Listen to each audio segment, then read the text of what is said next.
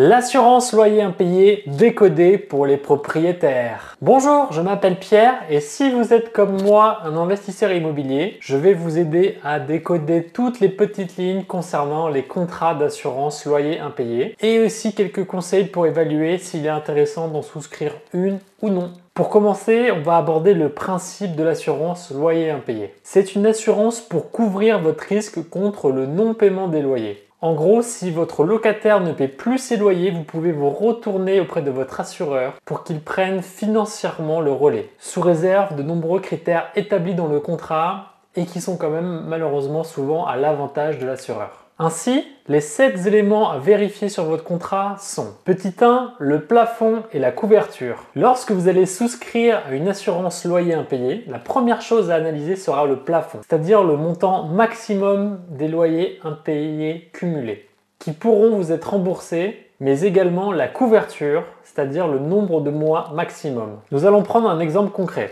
L'assurance A, il vous propose un plafond de 34 000 € et 48 mois de couverture pour couvrir les incidents loyers sur votre bien loué. Au locataire qui s'appelle Monsieur Martin, et lui, on prend pour exemple qu'il a 66 ans et par contre il a un plafond de ressources inférieur au minimum légal qui couvre contre l'expulsion tout simplement, c'est-à-dire qu'il a moins de 1 000 € par mois en net. Si jamais il arrête de payer ses loyers et que du coup le propriétaire est obligé de faire appel à l'assurance loyer impayé, le propriétaire il pourra récupérer seulement 34 000 € de loyer au maximum, soit 24 mois. Et en fait, c'est les 24 mois qui vont bloquer et il ne pourra jamais atteindre le plafond total de loyer manquant. Ainsi, il faut jouer de sa calculette pour voir jusqu'où potentiellement on pourra récupérer des loyers. Évidemment, plus les plafonds et la couverture sont élevés, plus l'assurance loyer impayé est chère. Ensuite, il faut voir le deuxième critère qui est le délai de remboursement. Pour faire des économies, les assureurs ils mettent en place un délai de remboursement pour couvrir les impayés. En gros, c'est qu'ils ne vont pas rembourser directement, ils vont attendre une durée minimum d'impayé. En général, c'est entre 15 jours et 6 mois. C'est-à-dire qu'un défaut de paiement, en fonction du délai que vous avez, pourrait être soit remboursé très rapidement, soit ça peut vraiment prendre plusieurs mois pour obtenir le remboursement. Du coup, il faut bien regarder ce critère parce que si vous êtes ric-rac financièrement, peut-être que vous allez être amené à couvrir 2, 3, 4, 5 mois de crédit à rembourser sans que l'assurance ait encore pu jouer. Du coup, voilà, il faut vraiment faire le calcul. En tout cas, il faut avoir cette information en amont. Le troisième point, ce sont la déduction fiscale. L'assurance loyer impayé, c'est un coût important pour le locataire et on a la possibilité légale, selon l'article 31 du Code des impôts, de déduire son coût des revenus fonciers. Ce qui va dire qu'en fait, votre base calculable pour les impôts, elle sera plus faible. C'est toujours ça de prix. L'assurance dégradation. Alors, c'est un autre aspect qui est inclus en général dans l'assurance pour les loyers impayés. Donc, qui dit loyer impayé, parfois il y a également des dégradations pour votre bien. Effectivement, quand on a des locataires réglo qui payent rubis sur ongle en général, un peu plus souvent ils prennent soin du logement. Parfois, c'est plus souvent quand on a des problèmes d'entretien, entre guillemets, du bien immobilier avec des locataires qui ne paient pas régulièrement leur loyer. Et effectivement, vous pouvez trouver votre bien dégradé avec des animaux qui ont détérioré l'appartement, qui ont griffé un peu partout, des ordures parfois laissées à l'abandon, voire même malheureusement des dégradations volontaires. Ainsi, en fait, l'assurance loyer impayé, elle inclut un plafond sur la garantie des dégradations réalisées par le locataire. En général, c'est un montant fixe, souvent entre 5 000, voire même jusqu'à 10 000 €. Mais pour faire valoir ce droit, et si jamais votre appartement a été détérioré, il faudra quand même faire appel à un expert et avoir des devis pour les travaux. Et surtout, mon conseil, c'est vraiment être vigilant sur le fait que le montant de la franchise soit vraiment aligné avec la valeur entre guillemets dégradable de votre bien.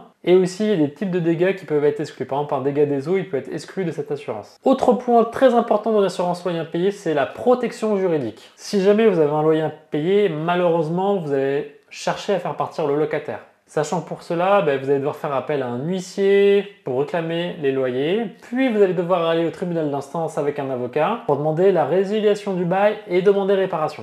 Au total, entre l'huissier, l'avocat et la procédure d'expulsion, il faudra compter un minimum de 2 000 voire même 4 000 € en moyenne pour aller au bout de la démarche. Alors, c'est une procédure qui peut être couverte par l'assurance loyer impayé si jamais elle est prévue dans le contrat. Le problème de la sélectivité des dossiers. Pour les investisseurs, c'est vraiment le problème numéro 1 en dehors du coût de l'assurance loyer impayé, c'est qu'en fait, les assureurs privés, ils vont demander un revenu minimum du locataire qui est 2,7 fois supérieur au montant du loyer avec les charges incluses. On prend un exemple, si jamais vous louez un studio 500 €, il faudrait que vous trouviez un locataire qui gagne au moins 1 350 € net par mois. Sachant que le SMIC, actuellement, il est à 1 269 € net par mois, ça veut dire qu'en fait, vous excluez du principe de l'assurance loyer impayé tous les gens qui sont au SMIC ou qui vivent des prestations sociales. Malheureusement et ironiquement, on pourrait dire que les assureurs ils veulent assurer que les très bons dossiers, ceux qui n'ont pas, voire pas du tout de risque de défaut. Ainsi, si votre stratégie c'est plutôt d'acheter de l'immobilier dans les zones rurales. En plus, c'est là où les rendements sont les plus intéressants, c'est là où les investisseurs, on va dire, les plus experts ou les plus fins dans leur tactique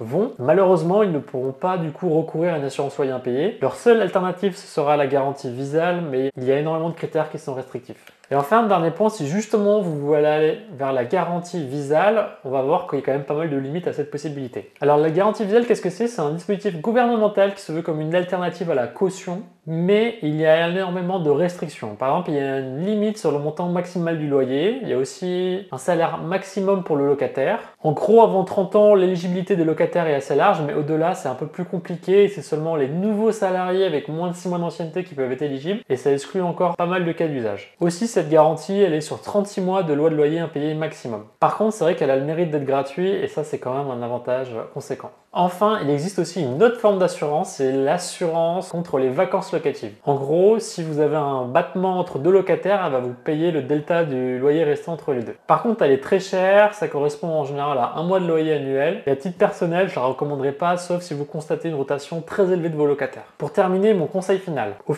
Finalement, ça va être à vous d'évaluer votre propre risque en fonction surtout des typologies de locataires que vous visez. Par exemple, si vous visez un bien en centre-ville, d'une grande agglomération et que vous visez plutôt des gens qui ont de l'argent, des cadres avec un salaire supérieur, je dirais, à 2000, 2500 euros par mois. Dans ce cas-là, je trouve que le risque d'impayé est relativement faible et à titre personnel, je ne ferai pas appel à une assurance de garantie locative. Par contre, si vous visez des biens plus excentrés, sur des biens non premium, à destination d'une population, on dirait entre guillemets, plus populaire, mais c'est pas du tout péjoratif, mais qui potentiellement pourrait être plus limité financièrement, ça peut être plus... Dans ce cas-là, ça pourrait être intéressant vraiment de faire un calcul entre le risque et ce que ça va vous coûter à travers un fichier Excel. Quoi qu'il en soit, vraiment le meilleur moyen de s'assurer aussi, c'est de diluer son risque entre plusieurs biens. Donc plus vous aurez de le louer, plus vous mutualiserez vous-même votre risque et vous deviendrez alors votre propre assureur. Si vous avez seulement un seul bien locatif, le risque à l'heure d'impayé peut être très impactant en pourcentage de vos recettes totales. Par contre, si vous avez 10 biens locatifs et qu'il y a un seul bien qui commence à avoir un problématique sur les loyers, vous voyez que le risque au total est moins important. Mon autre conseil aussi, c'est vraiment de demander aux autres propriétaires, c'est une copropriété, de biens similaires environnement pour voir si eux-mêmes ont eu des problèmes avec les locataires, leur demander des retours sur les types de locataires qu'ils ont. Est-ce qu'ils sont plutôt sérieux ou plutôt pas sérieux? En général, cet échange d'informations entre copropriétaires est assez instructif et ça peut vous permettre de prendre une décision s'il faut prendre une assurance ou pas. Pour terminer, je vais mettre quelques liens intéressants et complémentaires sous la vidéo. Si vous avez des questions, vous pouvez les poser sous les commentaires et je me ferai un plaisir d'y répondre. N'oubliez pas de mettre un like à la vidéo, de vous abonner à la chaîne et de très nombreuses nouvelles vidéos vont arriver bientôt.